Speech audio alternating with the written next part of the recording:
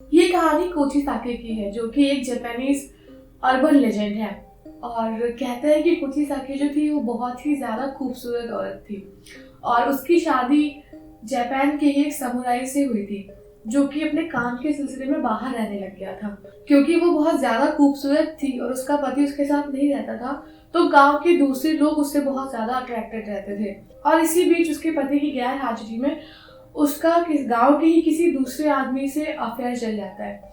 अब एक दिन जब उसका पति अपना काम कंप्लीट करके अपने गांव लौट कर आता है, तो वो कोची साके को और उस दूसरे आदमी को साथ में देखते हैं और जिससे वो गुस्से से आग बबूला हो जाता है और उसका गुस्सा सातवें आसमान पर था।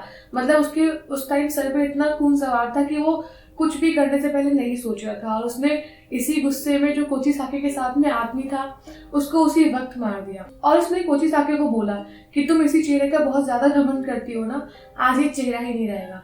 और ये कहते हुए उसने बगल में रखी कैंची उठाई और कोची साके के फेस को कुछ इस तरीके से काट दिया कि उसके जो लिप्स के कॉर्नर थे ना, वो दोनों उसने कानों तक काट दिए। तब से लोग मानते हैं कि वो कोची साके की आत्मा जापान की गलियों गलियों में घूमती है और लोगों से और बच्चों से पूछती है कि क्या वो खूबसूरत है।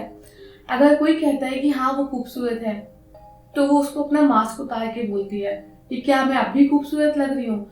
और उसका वो कटा हुआ चेहरा देख के अगर कोई कहता है कि नहीं वो खूबसूरत नहीं है, तो भी उसे वो मार देती है।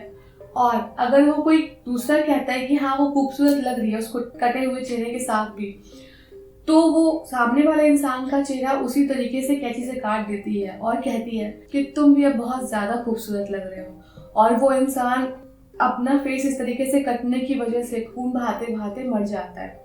और हाँ, अगर कोई फर्स्ट प्लेस पे उसको देख के पहले ही बोल देता है कि नहीं वो खूबसूरत नहीं है, फिर वो इंसान को तो वो आगे का मौका भी नहीं देती, मतलब वो कोई सवाल नहीं पूछती और वहीं पे मार देती है।